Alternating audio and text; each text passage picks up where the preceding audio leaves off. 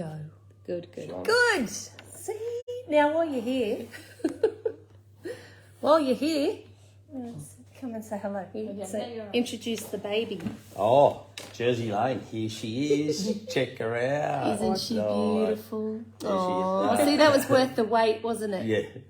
Isn't she gorgeous? And that's the new model. New model. We'll talk about that later. Yeah, thanks. No, that's all right. That's great. I'll go make sure this is working. Thank you. Oh, well, if you've joined us for the second time. Sorry about that. Sorry about that. We really did struggle with that. Thanks, Storm. Did you see the baby? She was just here. I'm Shani. This is Rick. We are Havenwood Tiny Homes, plus a lot of other people that make up the company. You've had Stu on here a few times. I've been AWOL. Anywhere but here, really. Been a lot going on, actually. We've got your mum's moved in with us, and we've got kids and all the stuff, and their winter sports have started. Did you guys do that? There's just so much happening, isn't there? It's lovely to see you. If you're joining us for the first time, this is a Sunday live chat about all things tiny home living. And what we want to do is for you guys to comment on the screen and join in with what we're talking about. Sure. Put your questions up, put your comments up. So how was your week? Yeah, it's been busy just getting ready for the show, the expo up at Hawkesbury. Really looking forward to that. Faye and Lance run a really tight outfit. It's unreal. Like they're a credit to them. They really put on a good show. They've got a heap of builders this year. I forget the number now. I think 30 odd builders or something. I think they've got about 35 builders bringing about 45 to 50 homes. Yeah, so it's definitely worth your while to come. Yeah, so it's going to be unreal. At the Hawkesbury Showground, Friday, Saturday, Sunday. I know Sunday is Mother's Day, but what better thing? Bring your mum out for a great Mother's Day out. The weather looks good. It looks like there's going to be a little, maybe possible chance of rain on Saturday, but it's going to be nice. Yeah, so there's going to be plenty of activity out there. I know a lot of the guys are bringing homes to sell. I know we're taking 9 homes this year. Yes. To Hawkesbury. So we're going to have exciting. We're going to have a full house there. So that's going to be great. And are they all for sale, Rick? Yes, all 9 homes. So we've been flat out amongst obviously. Except for one. Which one? Oh, yes. The new model. The new model that we're unveiling at the show. At the show. So I'm really looking forward to putting that one on the shelf. It's great. Phil's going to be there on Saturday. Oh, fantastic, Phil. We'll see you on Saturday. I don't think I've met anyone, but I'll be there on Saturday. So come and say hi. Actually, if you see me on Sunday and if you're a mum, come, free hugs for all the mums. Oh, I mean, if you want a hug from Rick, then I don't know, whatever, but I'll give you a hug too. It's going to be a great show. It's going to be heaps of activity, heaps of homes. I know there's you've got Alpha Line and a couple of crews coming down from Queensland. There's some Victorian companies coming up as well for the show. So there's some new ones that I've not heard of that'll be there. So I'm not sure who they are. New players on the block that are coming in. So there's a lot of like product too, so you can have a look. Like EcoFlow will be there with the toilets and those sorts of things. Solar guys, all that sort of stuff. Yeah. There's a couple of domes, so the what are they called? Domes. Like a tent structure, I guess. So they'll be there. There's lots of great things happening. So very excited. I think the good thing too about the Tiny Home Expos is what you're doing. You're saving everyone a lot of hard work travelling all around the state to look at all the tiny home builders. They're all come to the one place. That's it. So you've got heaps of builders all in the one spot, all at the same time. So as you're walking through, you can get to pick and choose and sort of see what sort of meets your flair, you know, like the style, the design. Yeah, so the show next weekend is at the Hawkesbury Showground. So that's out Richmond, Windsor direction, so sort of west of Sydney. It's not too far. If you're actually flying in, you could grab, I guess, a train. I actually don't know. But it's not too far to go. Grab a car and get out there. Yeah. There's plenty of places to stay. There's caravan parks and there's motels. They may be booked out, I'm not sure. So come and see us there. It'll be wonderful. Make sure you come and say g'day. I'll be there Friday, Saturday, Sunday. I'm bringing, actually this year, something a bit different, bringing some of the staff are coming this year. They're really excited. Yes, we've got some of our staff working the show, which is going to be wonderful. Yeah. So you actually can ask them technical questions. So if you've got any technical questions on building or construction or anything like that, we'll have a few of the guys there, so you can actually ask them as well. Yeah. Well, what's exciting is that we were really honoured. Faye and Lance, who are the organisers of Tiny Homes Expo, they run the business and they're so professional. They are fantastic. They have actually asked us to make a compound, our own space within the space. So you just have to wait and see what we do. We've got some good ideas and we just can't wait to bring it all together. Yeah. We've been plotting and planning lots of things. So lots of months of we may even get, we've got a bit of a, I don't even want to disclose. You might have seen it on social media, but we've got something on one of the decks, and I'm trying to figure out how to get water to the place. So I get Rick in his Speedos or something, and it's going to be freezing, man. We're talking 10 degrees. Are you kidding? I won't be wearing any budgie smugglers, though. Yeah, that's right. It is supposed to be quite chilly, but hey, you know, if someone's keen to jump in a bit of water, we could do it. We could organise something. I'll see if I can get something organised this week to fill up that bath tub area and put some bubbles in it, and let's see. Might get Toby, one of our workers, to jump in there. He's a bit younger than you. Yeah. What are you saying, Dave? He's probably about a third of my age. I'm an old dinosaur, mate. Yeah, that's right. Yeah. Yep. All right. Okay. Well, let's get some questions going. Yep. Okay. So do you need a council DA to locate a tiny home on the residential block? Okay. Well, in short, the New South Wales state government actually overrules the local government. New South Wales state government says you can actually have one caravan tiny home on a residential lot or two on a rural property. So if it's zoned rural, you can actually have two. Now, where the complications come into it is that a family member can live in the tiny home. So a family member of the household can actually live in the tiny home permanently on the residential lot.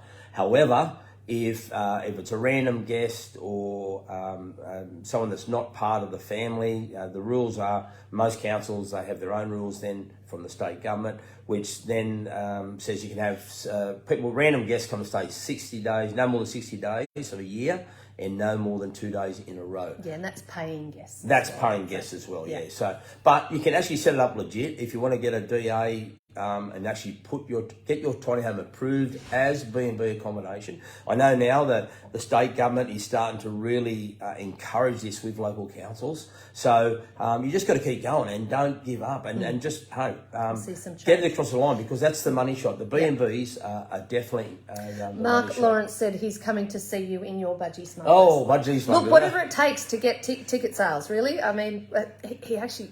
Can you put electric blankets?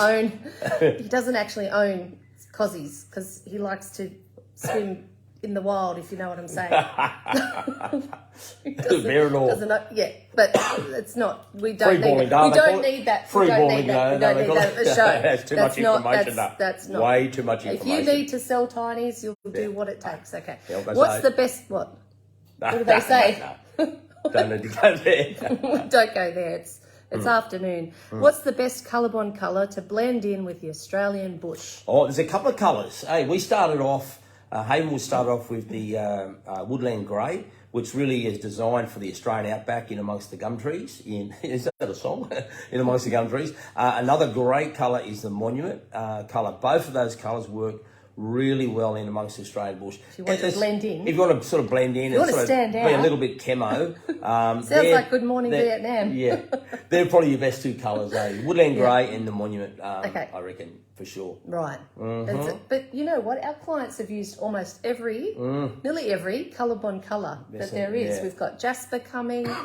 Our food van is in Jasper, Ironstone. which is, I actually really like. Ironstone is like a really deep navy sort of colour. It's not black, it's like a navy. Yeah. So, Night Sky. Night Sky is the black one. Yep. Yeah. Paperbark's another colour our clients have chosen. A number of people with paperbark. Yeah, there's some lovely and they look fantastic, like on the little colour swatch. ColourBond's actually got a couple of new colours. New colours, too. Sometimes the colours don't look fantastic on the colour swatches, but when you actually see them as the home, like one that I wasn't a fan of on a swatch was the Ironstone. But to actually see it on the actual tiny home itself does look fantastic. Yeah, it looks great. So, yeah. Okay. If you locate axles each end of a tiny home, can you build it longer? Well... Okay, explain what that means. Okay, so what they're suggesting there, I think, is put an axle at the back and then like a turntable axle at the front of the tiny home. Okay. So then you might be able to make it longer. So normally we see 3 wheels on each side in the middle, or weight distribution. But That's yeah. right. And so you're saying one two and two. That's what I'm assuming they're saying. Okay. One at the back and another axle at the front. So is that possible? Now it's possible, but the thing is, trailers, according to the RMS and the overall rule and regulations, can't be any longer than 12.5 metres. Okay, so that's from the very back of the tiny home to the very front of the hitch. So that's the actual hitch that connects onto your tow ball. Right. Okay, so total of that can only be 12.5 metres, which means that the body of the home, because you've got to have about a 1.5 metre drawbar, so the body of the home maximum that can be is 11 metres. Yeah. Okay, so there's no real benefit in doing the 2 axles because to organise a turntable on the front with to be able to turn around corners and stuff. It'd be pretty expensive, right? Oh, it'd be expensive, and I just, in all honesty, I think it's not worth the effort. Is it the weight thing that they're worried about? Like no, a Boeing or something? No, I think that it's just to do with overhang out the back, because when you've got a big overhang out the back, when you're towing something, okay, and it's hooked onto your truck, and as you tow around a corner, the back of the home, if it's overhanging too far over the last axle, the back of the home comes around more than the corner, so you can actually knock out posts and telegraph posts and whatever, because if you turn sharp, the back of the home swings around quicker, right, and then wider than the actual axle itself, which means you're going to do damage. So I'm assuming that's part of the reasoning why they're only allowed to go so big. So what was your answer? Not really.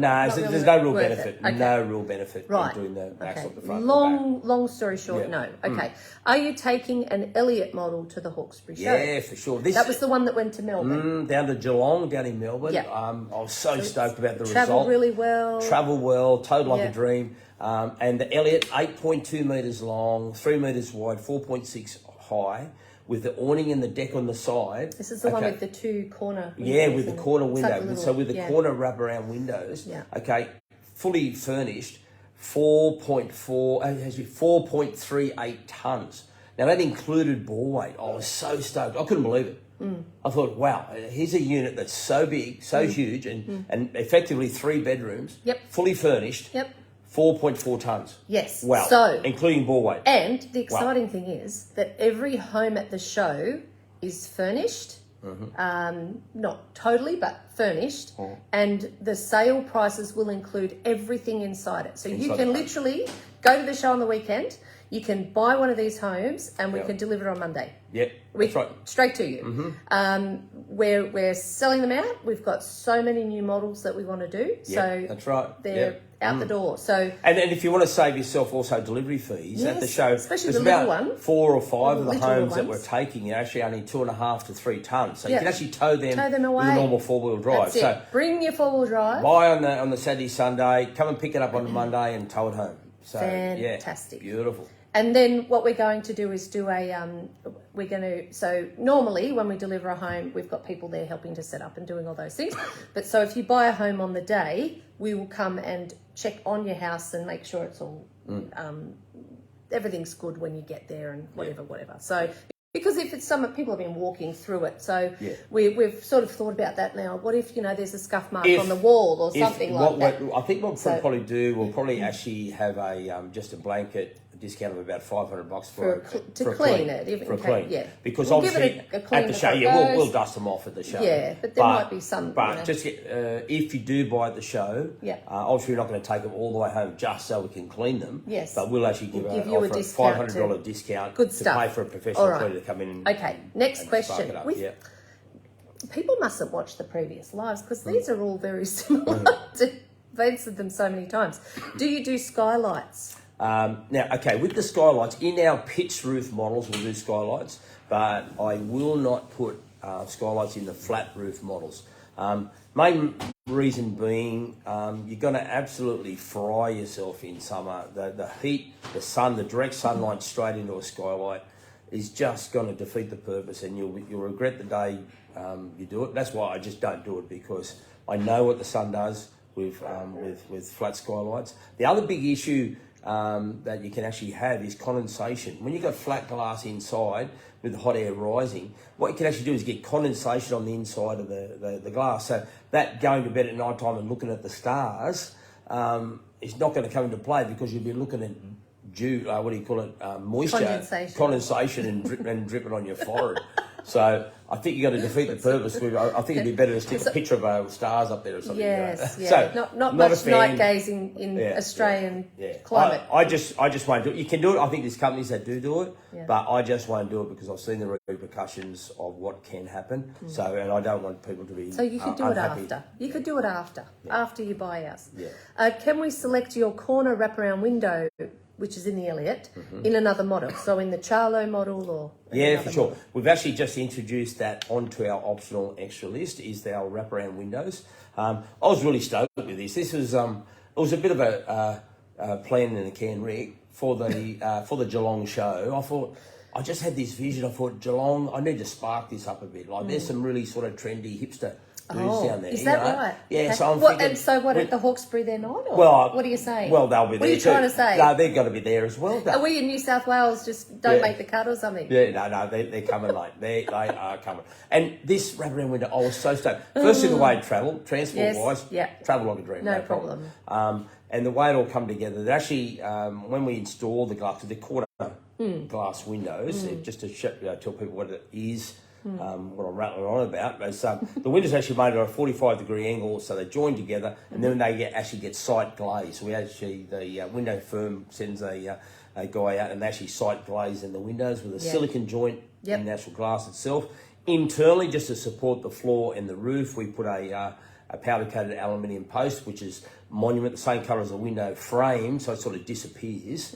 But you get that total illusion of just wraparound glass. Great. I love it. I reckon it looks fantastic. Yeah. And when I was down at the show, of course, I was sleeping in the tiny home, as you do.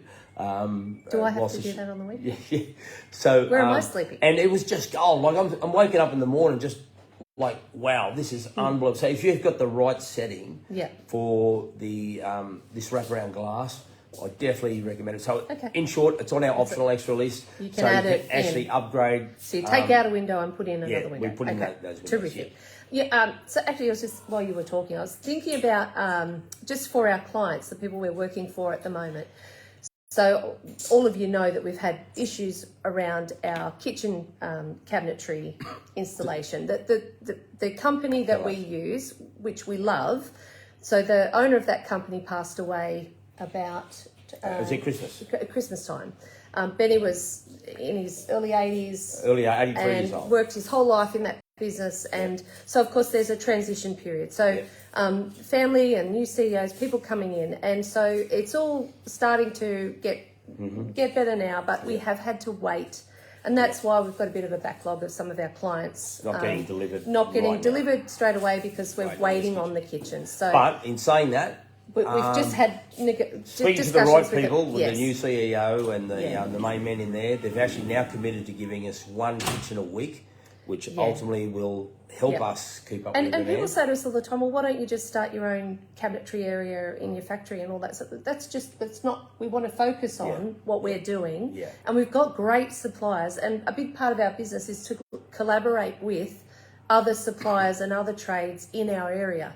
We want to grow that community of businesses that are all growing at the same time. So it's not just us, like not a big like governmental firm that's controlling everything. We want everyone to work together and everybody benefits from that. You know, I love how McDonald's does it. They, you know, they'll go get potatoes from the local farmer or whoever in that region. They try to stay local if they can, which is, that's what we're trying to do as well. So it's really excited. They've just committed to, that was only several weeks ago now. So that is going to help us fast track our builds, because as you know, it doesn't like, it's only literally weeks for us to get the home up ready for the kitchen installation. And then we've got to wait, well, we were waiting up to 6 to 8 weeks for kitchens, and the home just stops just like that. Yeah. So, but anyway, in short, the company now is committed back to us now to give us at least a kitchen a week. Which is really going to help us fast. And of course, it does. They do come along quick. You know, all of our clients can choose whatever they want in their kitchen, and so custom kitchens obviously take longer because they've got to buy in those particular laminate colours and those sorts of things. So, if you're doing a standard that's the same colourways that we've got sort of in our standard colour list, it's a lot quicker. So there are builds that have actually come through quicker because they didn't customise. They've gone with the standard colour. So if you want something quicker, you just go with what we've already got there. But you can do whatever you like. We did a blog post couple of weeks ago about I spoke about mums, and from that we were overwhelmed with the response. Privately, people messaging, people commenting, people sending stories in of mums that they felt were really deserving of a gift or just a letter or something. Anyway, from that we chose 5 mums to send a gift to, and we sent that out last week, and a couple of them have already got their gifts, and they have sent some beautiful just thank yous back. And somebody else locally reached out to us and said, we love what you're doing. We'd actually like to give a weekend away at our B&B Farm Stay retreat here in the Kiama area to one mum. So we've put them in contact, but I wanted to just give a shout out to Saint Cloud Retreat, which is between Kiama and Jamberoo. They're giving away a weekend for one mum to just have a break and to be refreshed. And I love that. You know, just working with people to do things like that. That's what this community is all about, right? Hi, Belinda. Belinda's in South Australia, so she's loving her tiny. And the other big thing is too, Dale, like what we found, and I actually talked to a number of people about this, is that our main clientele are actually single mums, ladies coming from marriage breakdowns. It's just huge. It's at a point now, if I get a call from a male, I think it's a sales rep.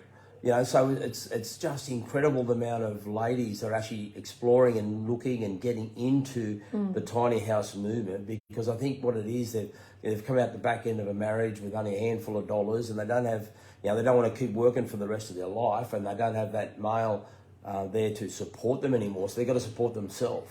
So tiny house living is for them is an absolute plus. It's an option that works, it's affordable, and they can now, I've actually to a point that I've had ladies come into our tiny homes and actually break down crying because all of a sudden they can see their future. You know, there's a future here. So that was really encouraging. It is. It floats our boat. Yeah, it does. It just about service that need. You know? Yeah, so, absolutely. Awesome. Okay, tell me more about the Jersey Lane model. Oh, the Jersey Lane model. Now, this is a new one named after we're just waiting for the grandbaby. If you missed the beginning, she had a little cameo appearance right at the start, so you'll have to go back and watch. She's 2 weeks old, so she's tiny. We actually started the construction of the what is now the Jersey Lane prior to Christmas. I just had this brain wave, and maybe it was a few too many whiskies or something like that. I just had this thought. I mean, we'd stayed out at the gardens. What's those gardens out west? What are they called?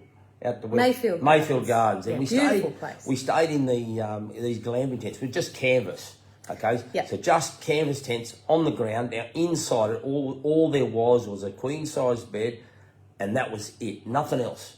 No sink, no toilet, no nothing. You actually had to go from there to an amenity block that everyone else was using. So it definitely didn't add to the spark of the evening, did it? And it was freezing cold. Yep. So I just had this brain snap, and I'm thinking, what have we built? A glamping tent on wheels that's insulated, so it looks like a glamping tent. That's solid. Yes. But so if you're in a high wind area, you're not going to lose your roof. Yeah, that's right. It's not going to rattle around, that sort of thing. So, hence, we've built, and credit So what to... we did months and months ago was put in for a design license on this straight away, because this is something that we've not seen anywhere in the world, actually. Yeah. So this is something totally new, totally out of the ballpark, and it's combining a tiny home on wheels and that glamping experience. So we can't wait to unveil it next weekend. So you have to come to Hawkesbury so you can have a look. Well, and what about, and poor old Rico, like I'm dealing with the draped curtain, so I'm like doing this on the hop. I wanted you know to what I mean? look, So we've got a queen size bed, decked out with LED lighting. So this is like a floating bed inside the glamping tent. Wow. And then behind the bed head itself, we've got a compost toilet, a sink. Okay, let me tell you about the difference in our design aesthetic. Okay, Rick wanted to put, mirrors on the... mirrors up here, so up on the ceiling, so you can look at yourself and how good you look while you're lying in bed. And I wanted to have the soft, flowy drape look, so it's very romantic and lovely, and it's like a wedding tent, gorgeous. People renewing their vows, coming to stay, all that sort of stuff. So, who do you think won? Yeah. Who do you think won that debate? Would you rather mirrors on the ceiling so you can look at your flab? Or would you rather have lovely flowy drapes? And of course, then we couldn't fit. There's no room in the glamping tent, right? This is actually literally 3.5 metres wide. This is as wide as we can go with the oversized load. Yeah. It's 4.6 high to the peak of the actual tent. So it actually is designed to look like an actual glamping tent. No room for a shower inside. So where do we bung the shower dart? We put it outside. Oh, outside shower. Clawfoot bath. Full-blown, real McCoy, wrought iron, clawfoot bath. Okay, and here we go again. Let's discuss it, shall we? So Rick's like, well, when you're out there, you're in the middle of the bush, don't worry about anything. Like, you just get naked and jump in the bath or have a shower or whatever. See, that's not me. So I said, we need a screen. We need something to go around there, because there's going to be the very modest people like myself who do up their buttons and all the things. And I don't want to walk outside and try to get into a bath and take off my clothes and inside, and so no one can see me, because there might be someone with binoculars a kilometre away or something. I don't know, but I'm a very private person.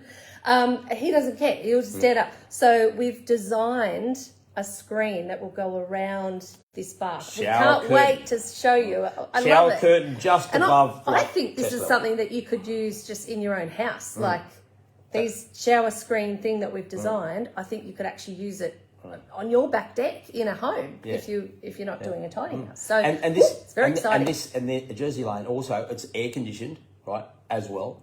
Like this is all the comforts of home. It's got French doors. French doors. It's like they open in. Open in. Yeah. Yeah, So but think about that. You looking can't forward open to it out because of the wind's going to, so that But anyway, when you come and see it, give us your thoughts, because it's like, it's not a prototype. It is our model, but we're always going to refine it and make it better. So if you've got some ideas when you come through and have a look, let us know. Yeah. So we'll try to do a video walkthrough of that. If you can't make it next weekend, we'll do a live walkthrough while we're there. Yeah. I'll get Rick in the bath. Yeah. Yeah, good on you. All right. Well, that's it for this week. Yeah. Short and sharp. Now, just a shout out again, the expo, the Hawkesbury Expo, 10th, 11th and 12th. That's not right. Is it? 12th, 13th and 14th. Oh. Next Friday, Saturday and Sunday. There you go. That's it. So cool. Yeah, really looking forward to meeting a lot of the builders, because I'm starting to meet a lot of the guys down, the builders from up Queensland, down in Geelong as well. So meeting a lot of the chaps, and some lovely guys, That's it. And we're all in it. We're all creating a product that people ultimately need. Yeah. And just it's a service you need it's affordable housing. And the thing that I think a lot of people are starting to realise is, like, people buying tiny homes, we're not trailer trash. Like, people are doing this because it's a choice. They want to live simply, they want to live off grid, or they don't want to spend $1 million on a house. So this is just it's something that's really going to take off in Australia. Well, it's already starting to take off. We know that just from the amount of orders and customers that we've actually got. So and it's really great when we hear our clients stay in contact with us and they send us photos through what they're up to, what they've done. So we're really stoked. So just keep the photos coming. We'll get them up online and we had a call from Bryce and Raza from Living Big in a Tiny Home, just to see if there was any homes that we could put through to them for them to film. So if you're one of our clients and you would like to be on their channel, their YouTube channel, I think it's got like 4 million subscribers or something.